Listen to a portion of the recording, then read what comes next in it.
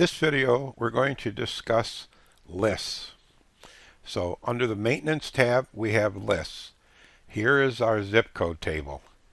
This has been brought in with our zip2 tax, putting in all the necessary zip codes and what cities they're in and the counties and locations. So all of my zip codes are imported automatically with zip2 tax.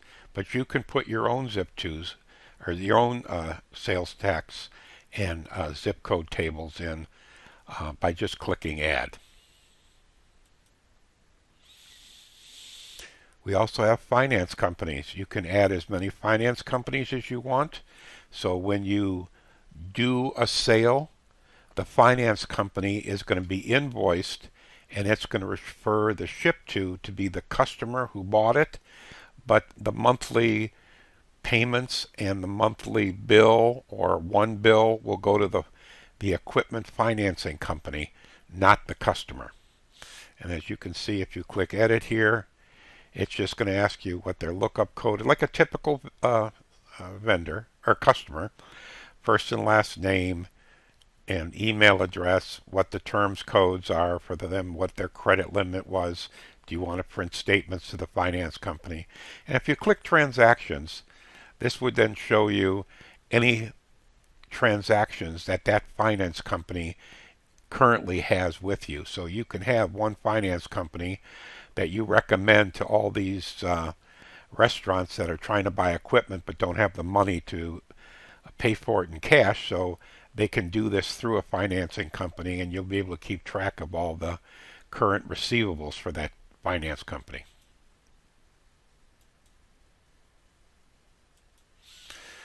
Other things on the list is warranty tables. You can set up your different warranties.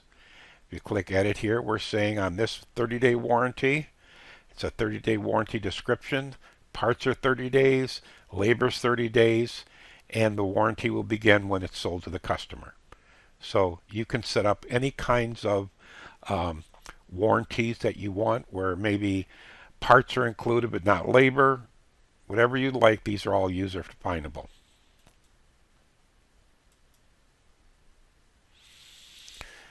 Here we have countries. If you're selling to other countries, like maybe you sell to Canada or Mexico, that'll give you the ability to put that in there, and you can add it to the shipping label if you want.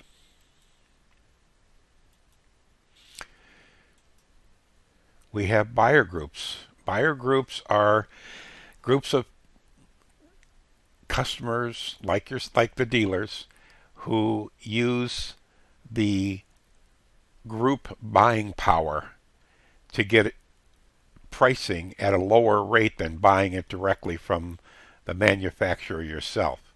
So I just have 3 different buyer groups here, and if I click and edit, this will be just like your vendors. It'll show the buying group name, the address, what kind of terms, and tax number, our ID for account. That's where we put our ID on their company so they know who is sending the money to them. And this is all that information, the email address, the whole bit. Your contacts, if you have any. This one is the one for Excel. Any additional addresses, what POs we have open, what items on POs, anytime we pay them, any notes when we talk to them, any documents, we can add documents, and then we have the vendor incentives.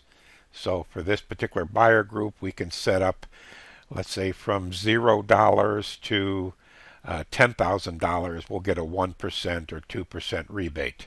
And you set this up so when they send you your rebate check, you'll be able to compare it to what you have been tracking for rebates.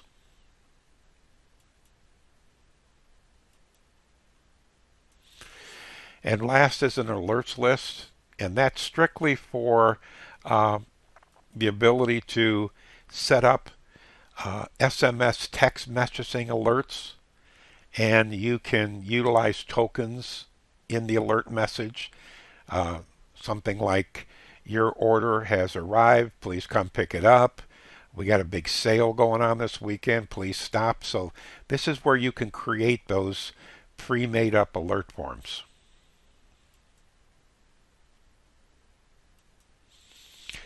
And that's everything that is covered under our lists option.